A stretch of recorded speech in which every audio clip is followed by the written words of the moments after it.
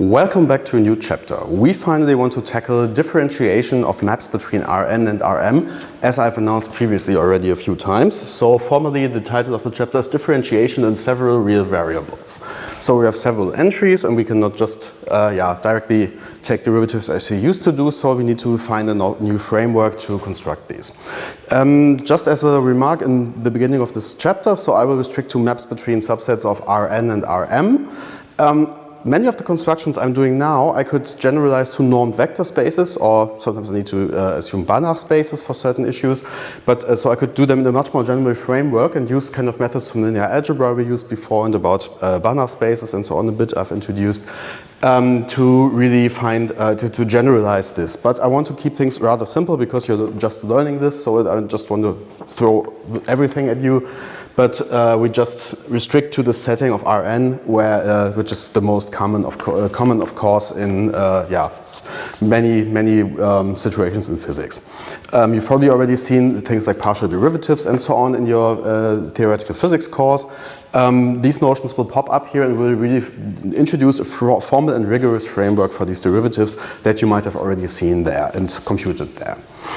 Okay, so this is the main idea here. We want to start with this, and before tackling this question of how to define differentials or derivatives of functions as a whole big concept, I want to start with a section on so-called directional and partial derivatives. These ones you've probably already seen, as I just said.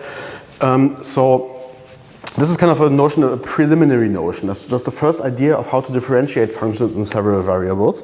I will do so and discuss these things because this is more intuitive and you can kind of easily, or not easily, but you can, it's more, you can geometrically maybe see what's going on, and it's a bit harder to, a bit easier to see this first, and then in the next section we will introduce the whole big concept of differentials of maps in a really big, more rigorous, in a big rigorous setting, and this will then be really be the full generalization of the derivative as we used to see it.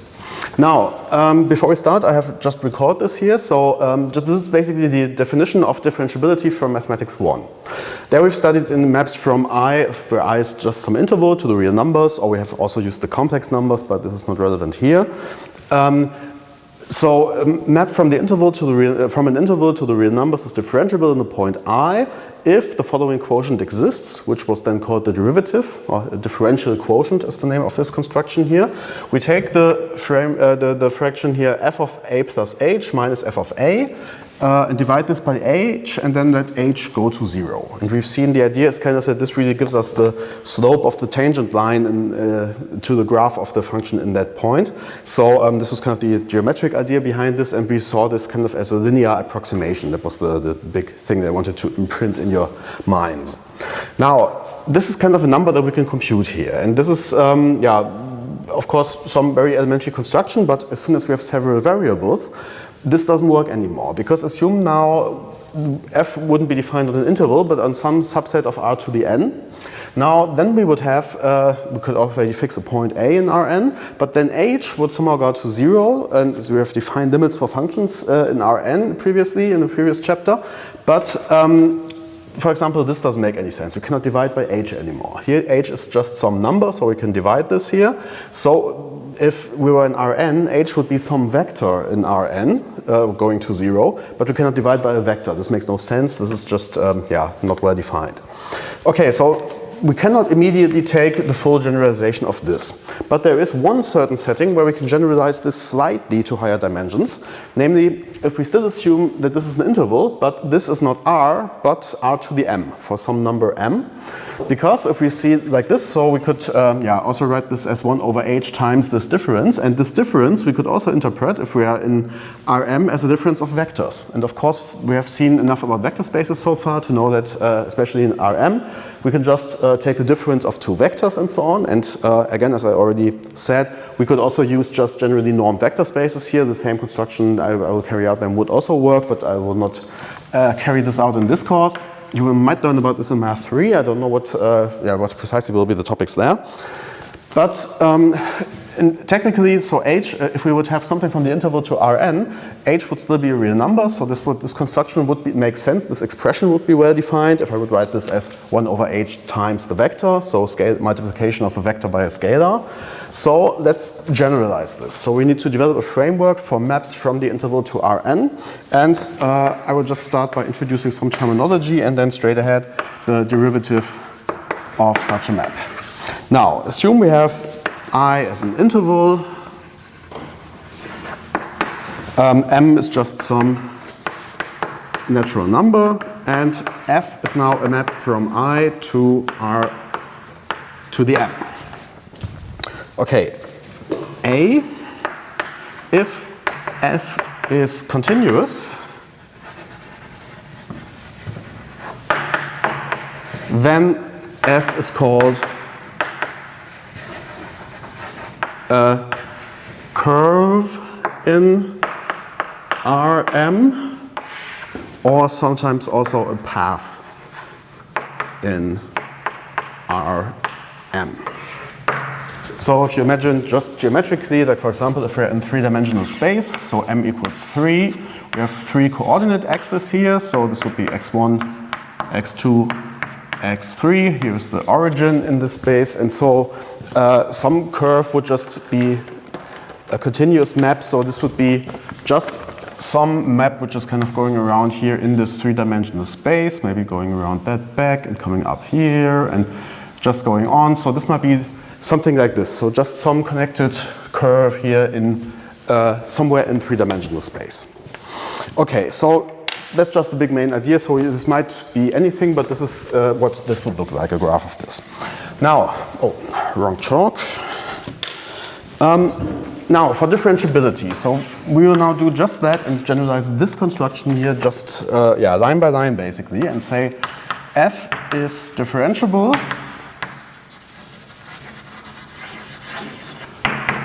in a point x0 if the following limit exists, and we again call it f prime of x0.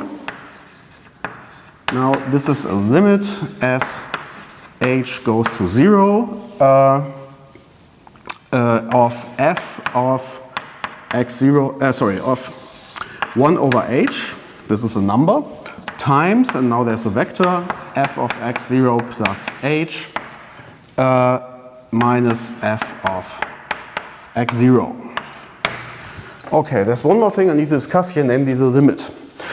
If we want a limit of something, we have seen before in the previous chapter, limit always refers to metric spaces. And as before, I haven't written this down explicitly, if I talk about Rn and Rm, I always talk about the Euclidean metric. So the metric induced by the standard norm, the Euclidean norm on Rn, the usual one we always use. So this I will use throughout this whole chapter without mentioning or writing this down. So limit always refers to this construction here, so with respect to that metric.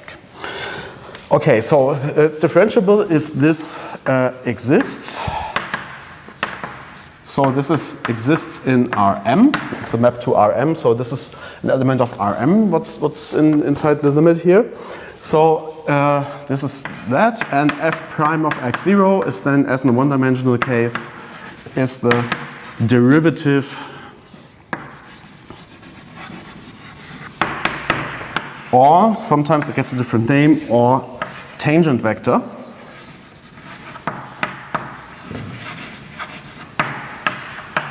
of gamma in, not gamma, of f in x0.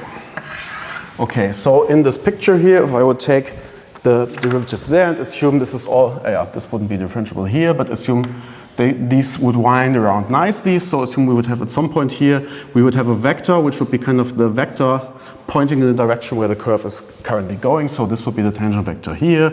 Here we might have some vector pointing there. At this point, we might go up here and so on. So in this way, we can just put this tangent to this curve. I hope geometrically that's clear to everyone now what this is supposed to mean. Okay, this is differentiability in a point, and as usual we say that f is differentiable without referring to a point if it's differentiable everywhere. If f is differentiable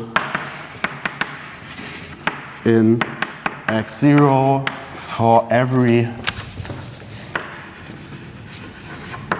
x0 in I. Okay, and finally part D, another term from last semester that I want to generalize here. We say that f is continuously differentiable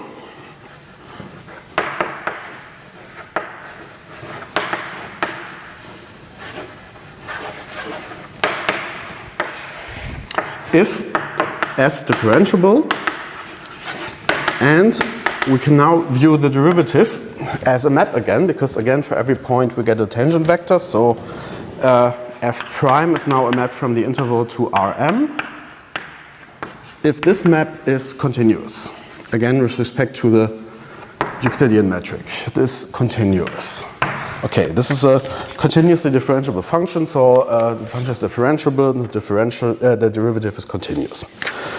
Okay, so far so good. So this is kind of the easy construction, or not easy, but the elementary construction of derivative of a curve. Now, if we have a curve in Rm, this is of course just some abstract construction, but the question is kind of how to compute this. We've learned a great deal about computing derivatives of functions from I to R, basically everything that's kind of somehow composed of the standard maps or the most common functions. You can derive everything using product rule, chain rule, and so on. So what about curves? The point is we can just use the one-dimensional rules to compute derivatives of curves as well. Namely, we can basically do this component-wise. So that's the main idea, and before I do this, sorry, I forgot, I wanted to mention one thing, which is probably very obvious to you, namely the meaning of curves in physics. Sorry, I almost forgot that. So curves in Rn, or Rm to be consistent here, are, for example, used in Newtonian mechanics, so theoretical mechanics, as you learned in previous semesters, theoretical physics 1, so I won't discuss this in detail here. So how do we do this? We use them to describe motions of particles or objects.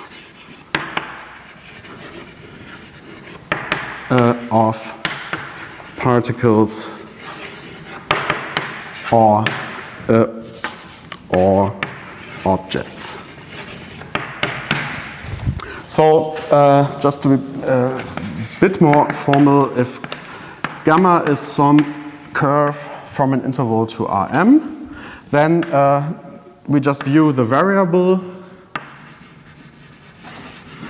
of the curve, so the interval parameter here, this is the time parameter, this is probably what you did all the time in theoretical physics 1, so this is the time parameter.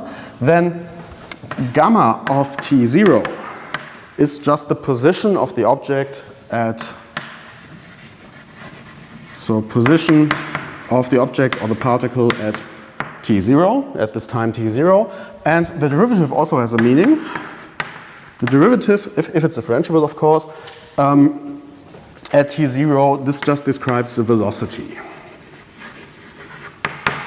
at t0. So where it's heading, where the velocity vector here. If we want to consider the speed, we would need to take the Euclidean norm of this vector. This would be the speed as a number. So, but this is the velocity vector here, and so on. So of course, you could say something about, you could go on and define higher derivatives, then you get acceleration vectors and so on, but I will not delve into detail on that, because that's not too exciting here.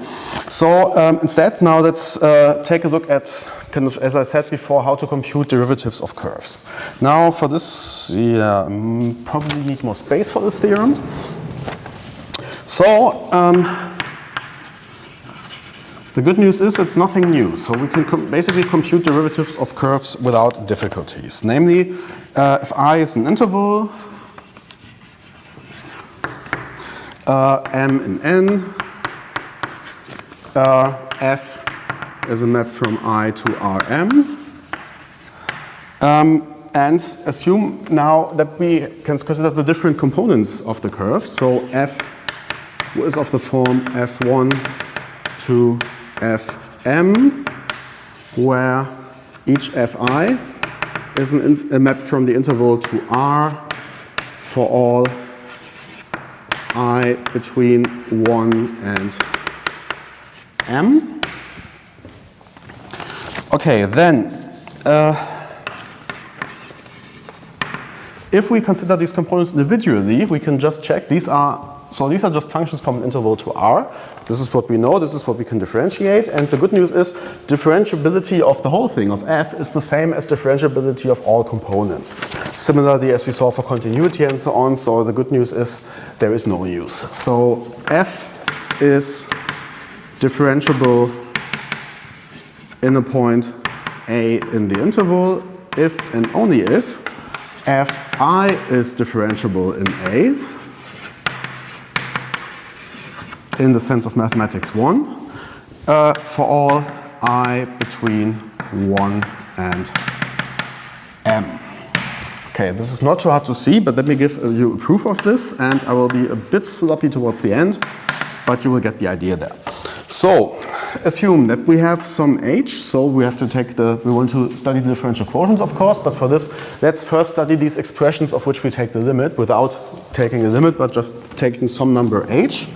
So that h be in R with h not equal to 0 and such that a plus h is in the interval I. Then let's take a look at what the expressions look like. If we take 1 over h of f of a plus h minus f of a, okay, this is what we need to take the limit of to compute the derivative of the curve. Now, these are just vectors in Rm, and of course we take the differences and multiples and so on component-wise. So we know the components were named by f1 to fm. So if we take the difference here component-wise, this is 1 over h of f1 of a plus h minus f1 of a, and so on until we arrive at fm of a plus h minus fm of a. Okay, and of course we also know scalar multiplication in Rm. This is just multiplying each component by the same number. So this is just the same as f1 of h, a plus h minus f1 of a. These are real functions here, so this is really a real number, divided by h until we arrive at fm of a plus h minus fm of a divided by h. Okay, so this holds for every h. Every c, these are now the terms these are the differential quotients, or the terms of which we take the limit in the differential quotient to compute the derivatives of these individual functions, gamma 1 to gamma fm, f1 to fm. So if we just basically have to argue that the limit of this is the same as the component-wise limit. But this is basically a statement about continuity, and we've seen that already in the previous chapter, which I want to argue and which I will explain to you after erasing. Okay, this is what we've seen here. So we've seen this expression is the same as this here, and now we can use our knowledge about continuity. So we've seen some expressions, so we want to, if we take the limit as h goes to 0 of this expression, this means, in some sense we need to check, or that's the way we define limits there, if this expression can be continuously extended for h equals 0, and here in the same way. But we've seen for continuity of maps to Rm that they are continuous if and only if each components are continuous. So what we can derive from what we know, and it was theorem, let me check, 1141.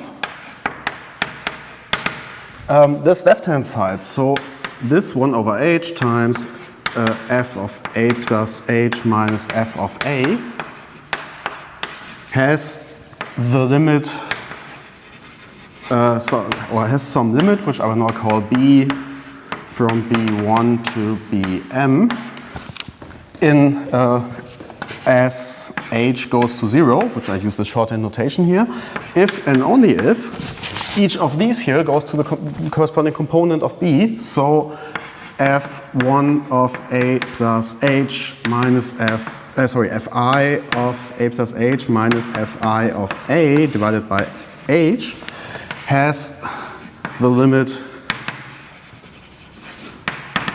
bi as h goes to 0.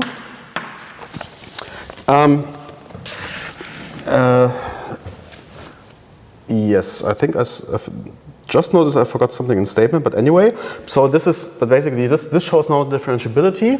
So by definition of differentiability,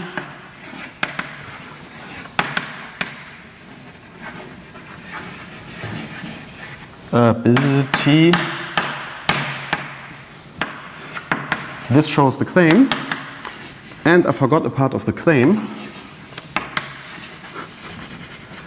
Namely, what we can also see, not only that f is differentiable if only the fi are differentiable, but we can see the derivatives, namely, so this would be kind of to theorem 12.3, which already follows here from the proof. So if f is differentiable in A, then the derivative, as we see, this is just taking component-wise derivatives. So then this nice equation holds. F prime of A is just the vector which contains the derivatives of the individual components. So F1 prime of A and so on to Fm prime of A. So just do everything component-wise. These are real functions, and for those we know how to derive them. So we can just use the standard rules of differentiation and other things we used to do for derivatives. And now just let's give a simple example of a particularly beautiful curve.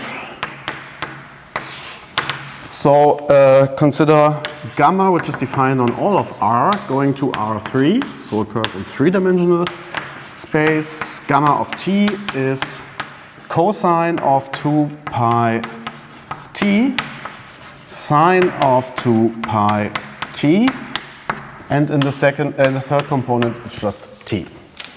Okay, what does this curve do? First of all, we can see this is differentiable because we know each of the component functions are differentiable, sine and cosine and t obviously. So by the previous theorem, 12.3, gamma is differentiable. And let's compute the derivative as well. So we just need to compute the derivative component-wise. So gamma prime of t, the derivative of the cosine is minus the sine, times the interior derivative here is 2 pi. So we get minus 2 pi sine of 2 pi t. And here, derivative of the sine is the cosine, and from inside we get an additional factor of 2 pi. So 2 pi times cosine 2 pi t. And of course, t derived by t is just 1. And this holds for all t in R. So this is just basically applying this previous theorem. Just compute derivatives as you are used to. Okay, and now let's just check what this curve does. So let's maybe make a little sketch here. So again, we have three-dimensional space. So x1, x2, x3. Let's first take a look at the first two components. We know that cosine x sine x, when we discussed polar coordinates, we basically did this in detail. Namely, we saw that this is basically parametrizing, or not basically, this is parametrizing the unit circle. So the circle of radius 1 in R2, if we now forget about the third component. So this is basically just going around the unit circle at constant speed, you could say. This is something you can check because this means if you take this as a point in R2, the norm of this is constant. And this means this has constant speed, but this is just uniformly circling around the circle and so on and so on. And we can just see when does it complete its round. So now, because I've given it the factors 2 pi here, if t reaches 1, we are at cosine 2 pi, sine 2 pi, and by the periodicity, so we're again at the point 0. So we start at the point 1, 0, and then go around and reach again in the xy component at, if we have t equals 1, then for t equals 2, and so on and so on and so on.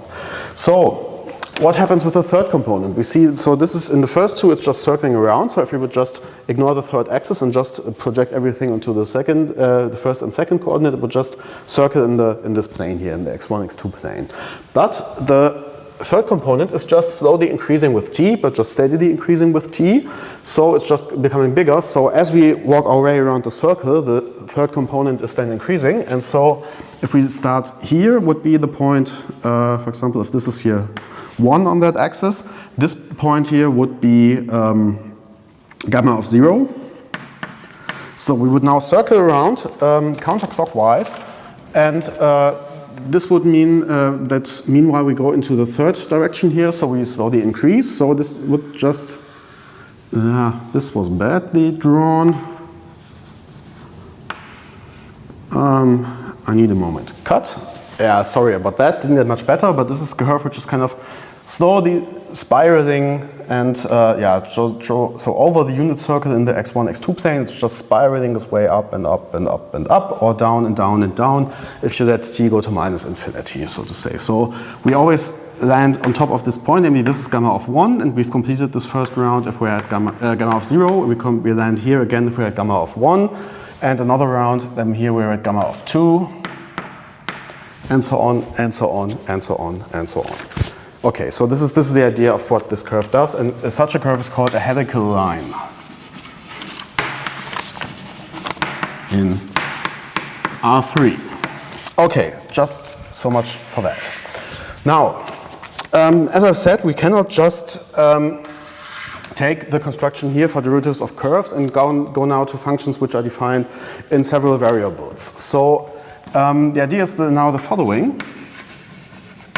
Assume we have a function f defined on some subset of Rn, where n is bigger than 1, and this goes to Rm.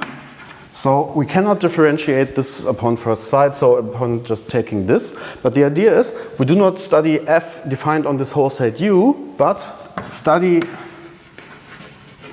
the restrictions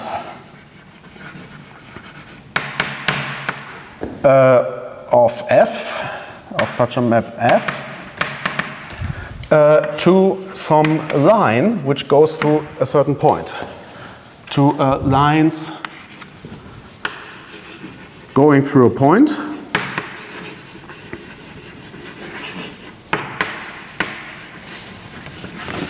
So by this I mean the following. So assume we have some subset U, in this case of R2, and assume we have some point A in here. So the function is defined everywhere on U, but we can just take some line segment here, which kind of is part of U. So assume this will be part of a line. And just view the restriction of f to this line. A line can always be parameterized by one variable. We just have to kind of write a plus t times a vector which goes from there. So we can parameterize this by one parameter, which means we can write this as a curve. So the restriction to a line is always a curve, and for a curve, we've just learned how to differentiate it. So we just, instead of taking the whole thing at once, we now take restrictions to these and derive the corresponding curves.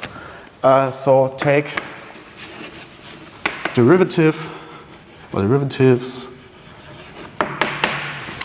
of the corresponding curves. And this is now going to be defined formally.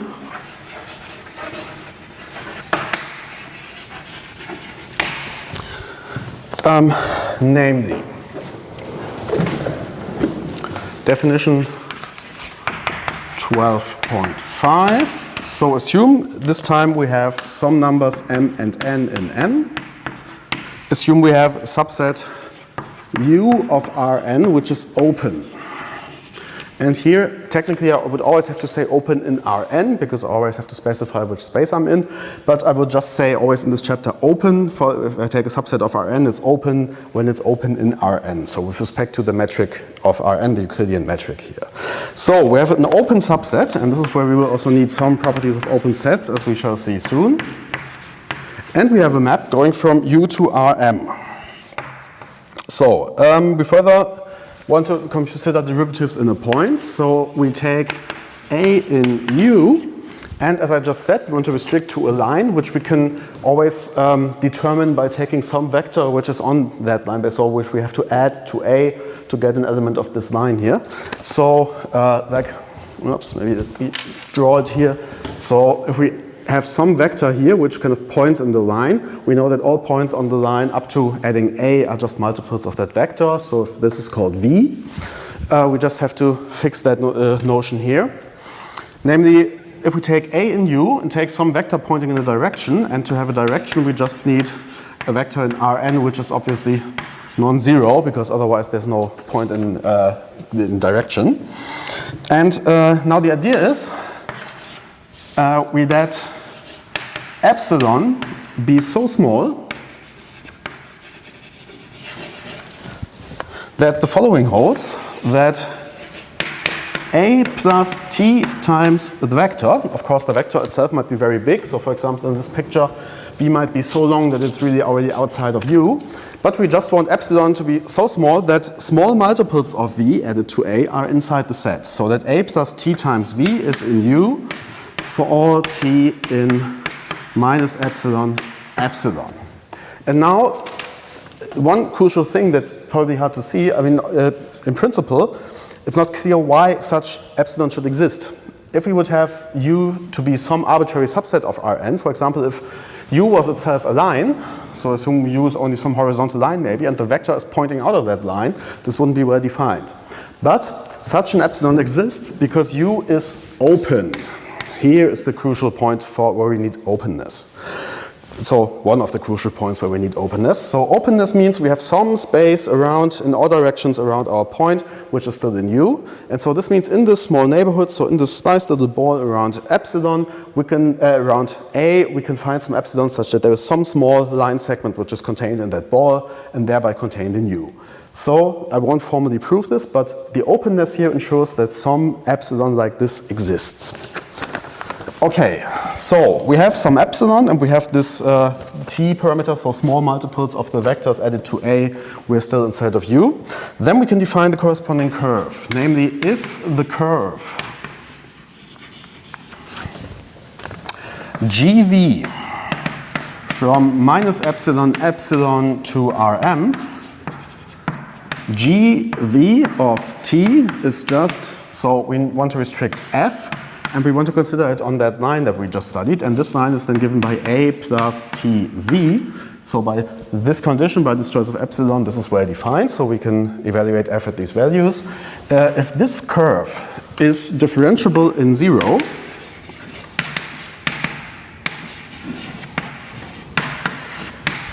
then we define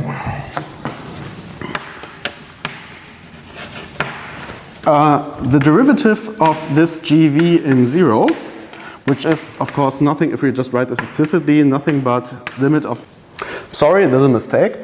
This is the limit as t goes to 0 of g of t minus g of 0, which means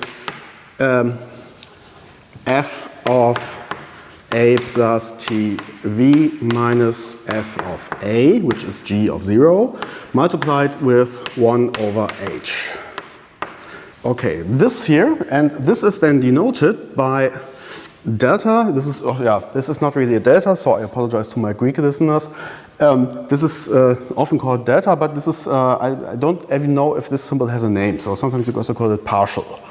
So this partial v f of a, this is the notation for this curve, and since this looks crappy, let me write this again. d v f of a.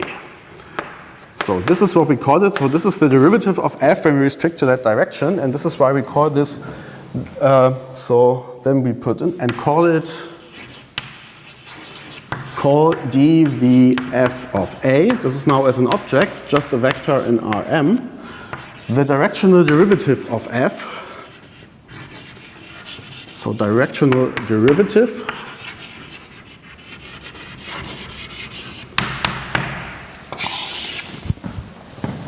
of f in a in direction v. Okay, these are directional derivatives, so this is the first part of the headline of this. Okay, now before we go any further, let's take a look at some examples. Precisely 2 examples, and an easy one and a more complicated one.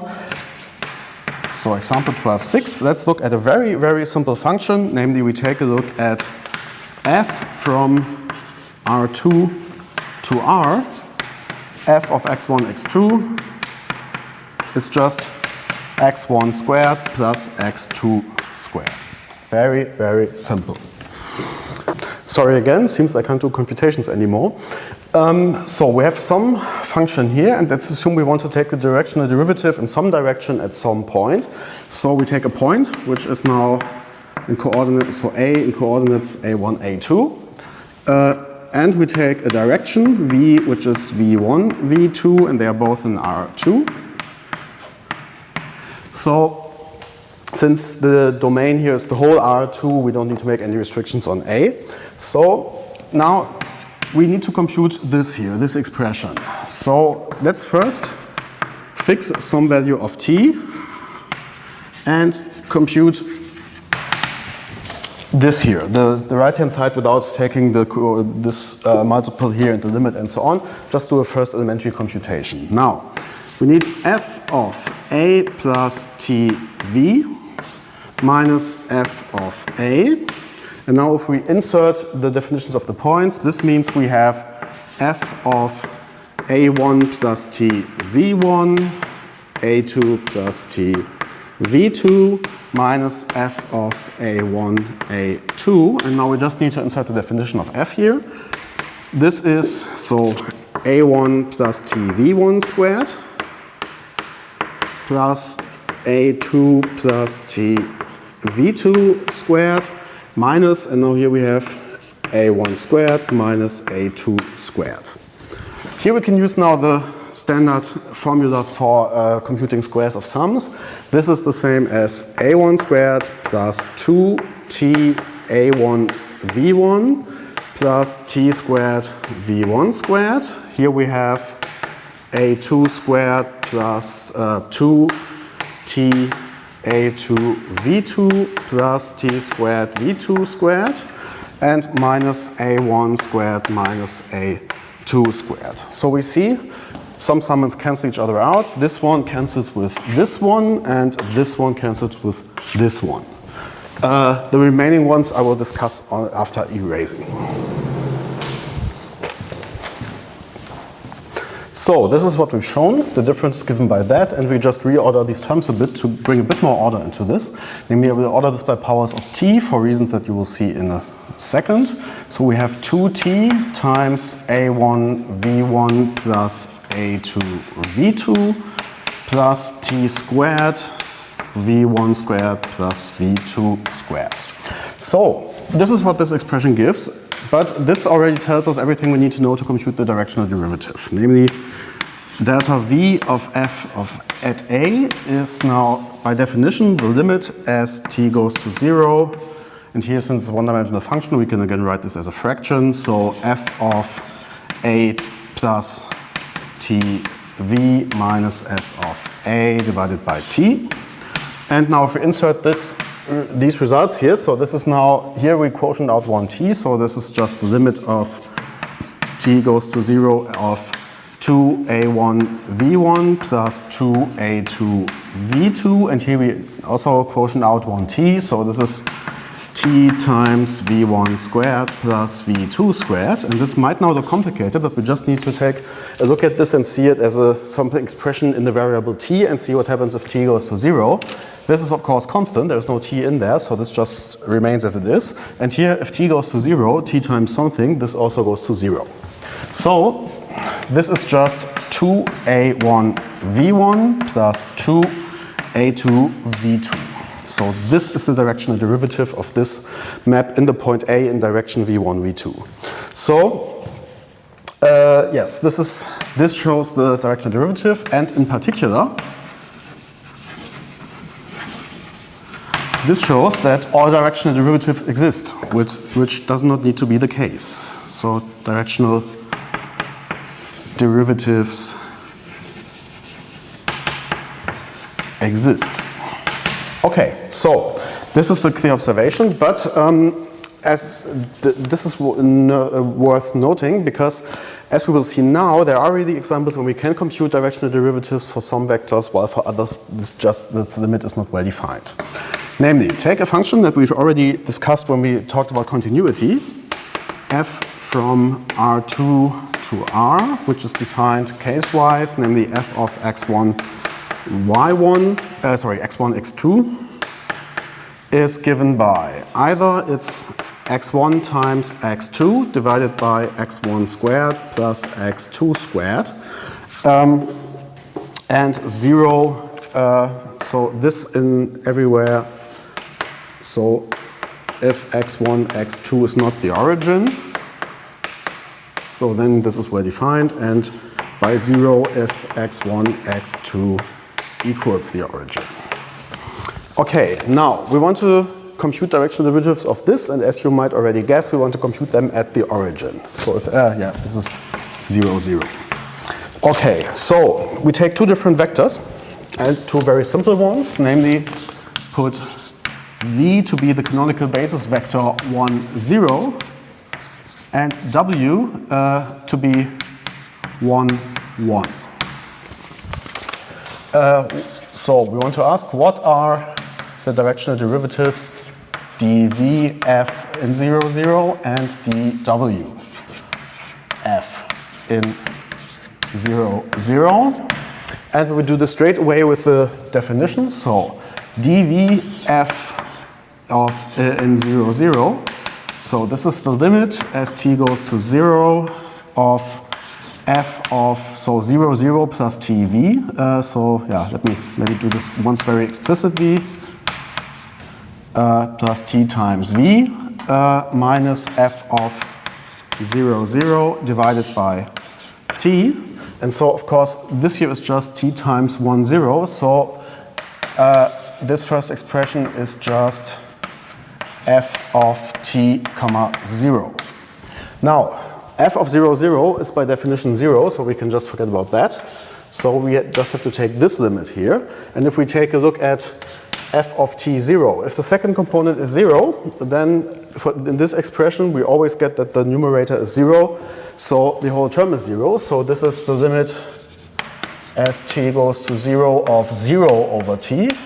So this is just always 0, this whole expression for every t which is non-zero. So we get 0. So this directional derivative exists and it's 0.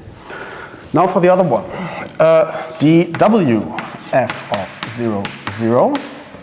So this is limit as t goes to 0, and now let me abbreviate this. So here f of, and there we have 0, 0 plus t times w, which is just f of t, t minus f of 0, 0 divided by t. Okay.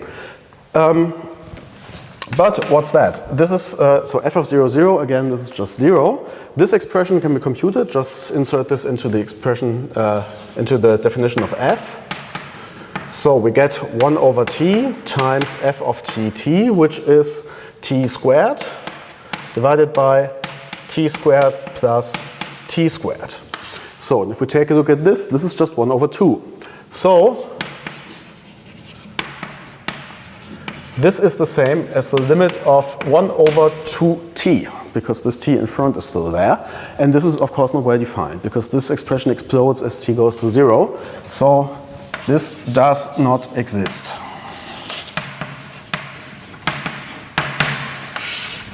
Okay. This already gives us a first indication that, this might not be the best notion of differentiability, because if some directions it exists, some do not, we want the derivative to be, or differentiate a function by just taking a look at the function as a whole and not paying attention to this direction or that, or is it defined or not in something. So this is, already a bit, not what we would like to be our beautiful differential to be. So before we turn towards the differential, we take a look at the special case of directional derivatives, which are particularly important, namely the partial derivatives, which you might already have worked with in the previous lecture, in the other physics lectures. Okay, definition 12.7. So again, same setting as before. We have m and n in n. We have u, an open subset of Rn, and f going from u to Rm. And we need to fix some point in u, so a in u. Now, first of all, we now take our favorite directions as derivatives, namely we can insert all vectors there. So let's choose our favorite vectors, namely the canonical basis vectors, which would just correspond to just the vector pointing in just one coordinate direction. So basically this is the idea of deriving in the direction of the coordinate axis. So so let I be between 1 and n, so the ith coordinate direction is then discussed here. So if the derivative delta of EI, so the ith canonical basis vectors, I will always denote them again by E1 to En without always noting. So if this here exists in A, so if this directional derivative exists, put, and now we abbreviate these slightly, DIF. So this is defined as DEI, of A.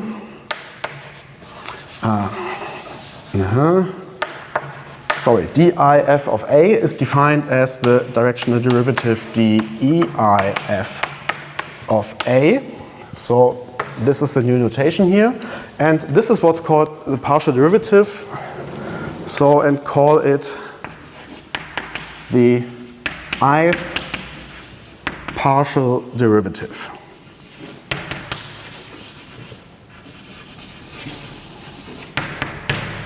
Of f in the point A. Okay, here is a little problem because the notation for partial derivatives spreads widely. Different books or lectionals might use entirely different notations. So other notations, let me just mention a few of them.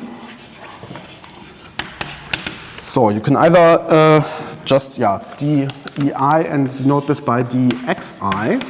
So deriving by the variable xi, we will later on see why this is sometimes good notation. So this you could write, or a bit more old-fashioned maybe, df divided by dxi. This is actually kind of from notation from a few hundred years ago, but this is still quite common, of A, or d by dxi and write the f here. Okay, some authors also write just a capital DIF of A. Or sometimes, I think this is one more notation which is often used by people studying partial differential equations. Just write f with index xi of A, name of the variable there. This is notation I personally hate and will never use because this is more confusing than helpful in my opinion. But this is the idea. So this is all whole different notations, but for this course we will stick with this. But if you should encounter one of these objects in some lectures or books, this will refer to the same construction. Okay, now these are partial derivatives. So B, we call f partially differentiable.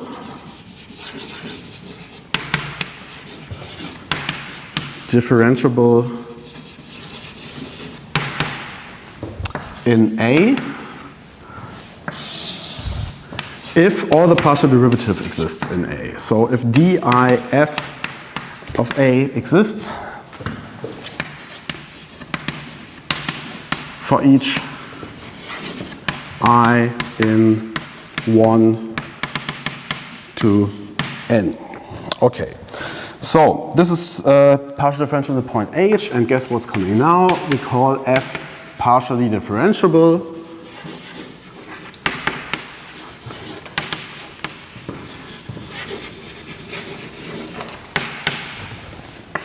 without referring to a point if f is partially differentiable in every point. So differentiable in A for every A. A in U. Okay, now why are these so interesting? The good news is we can compute them quite easily because, let me formulate this as a remark, we basically need to take a look at the definition to see that they are actually computed by all the rules we used before in a very nice way, by all the one-dimensional rules for derivatives in the following sense. So, by definition of the EI,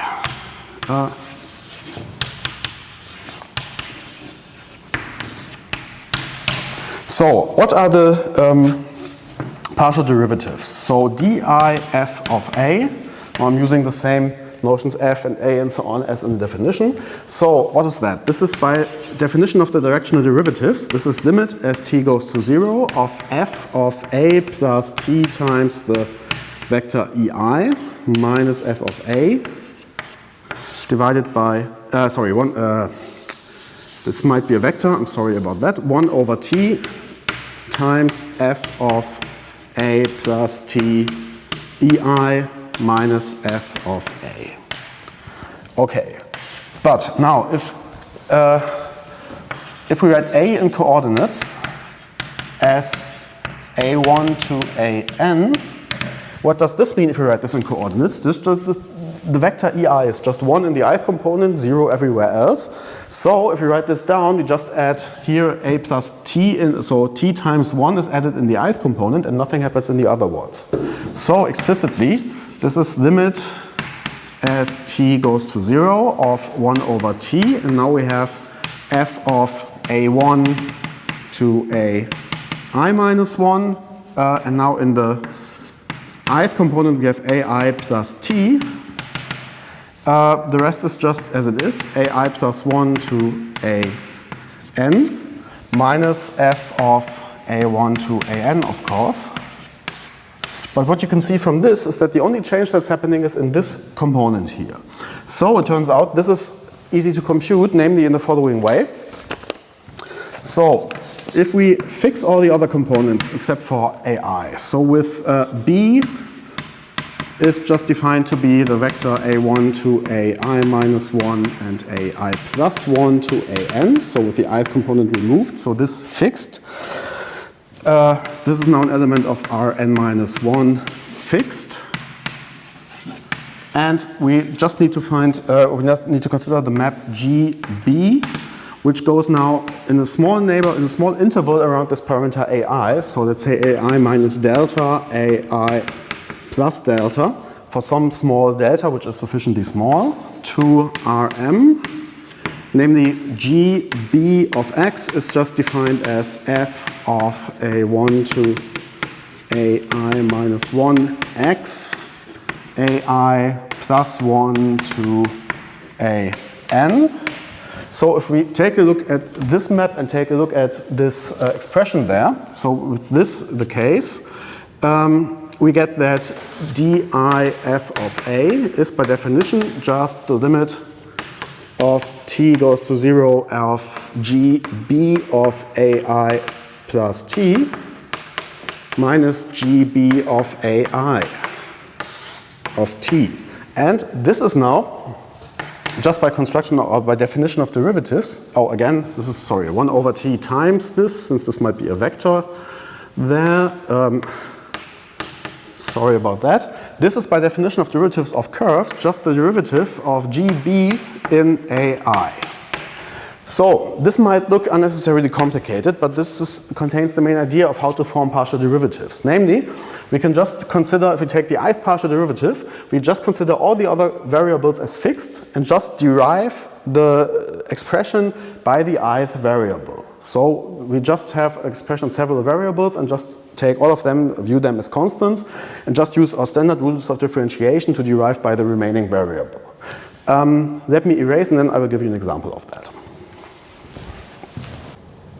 Before we compute something explicitly, let us briefly consider the function we had in the previous example. So this was a map from R2 to R, which was x1, x2 divided by x1 squared plus x2 squared. So this was from example 12.7. Namely, there we already computed a partial derivative. There we have seen that the first partial derivative of f in 0, 0. There we have computed explicitly that this is 0. I just haven't called it partial derivatives in that example yet. So this we computed that this is 0, and analogously by completely the same argument, you get that the other partial derivative exists and is 0. Okay. But this gives another indication that partial derivatives, as nicely as they are and as good as they are to compute, that they are not the kind of the full answer to our differentiability problem. Namely, if you remember back in chapter 11, we already have discussed the same function, and we have seen that this function is not continuous in 0, 0. So this is partially differentiable in 0, 0, but it's not continuous in 0, 0, and this is strange, because intuitively, we would think that being differentiable is something stricter than being continuous, but that we don't need to talk about differentiability and kind of linear approximation and so on. If something is not continuous, this makes no sense. And we've already formally proven in Math 1 that differentiable real functions are continuous. So this gives another indication that this is really not the end of the story. But yeah, just keep it at that. Okay, secondly, let's take another explicit example, and now let's increase the dimension of the target. Let's take a map from R2 to R2. Previously, we've only looked at map going to R, but of course, all the definitions were going to Rm, and we have seen that we can compute derivatives component-wise. And this time, take an explicit function, f of x1, x2 is defined as e to the minus x1 squared minus x2 squared, and in the second component, we have the sine of x times y. X1 times x2. I've named the variables accordingly here. x1 times x2. Okay, this is a function here. Now, is it partially differentiable? And this is now what we can use, and you don't need to argue like this every single time you compute a partial derivative, but let me just do this once in a detailed way. So for fixed x2, the map f, so f x2, which goes now from R to R2, namely fx2 of x1 is now defined by this expression, so f of x1, x2. This here, this is now, if you see it as a variable in x1 as a real function, this is differentiable. Because we have seen in the previous semester the exponential function is differentiable, squares and so on are differentiable, compositions are differentiable, everything is differentiable. So is differentiable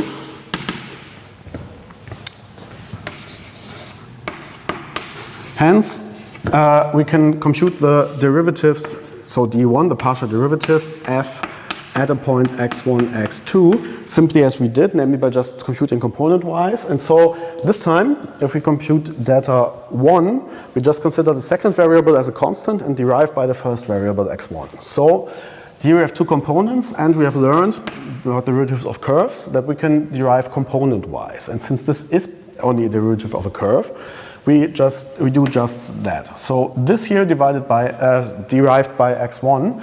This means, so chain rule, so the exterior derivative e to something is just e to something, so e to the minus x1 squared minus x2 squared. And now we have to take a second factor, namely the derivative of the exponent here, and this is just minus 2x1 times this. And in the second component, so this is sine of x1, x2, which we now view as the sine of x1 times a constant. So the differential of the sine is the cosine, so this is cosine of x1, x2, and the derivative of this expression by x1 is just a constant times variable, it's just the constant as a constant factor, so this is x2 times cosine x1, x2. In the same way, analogously,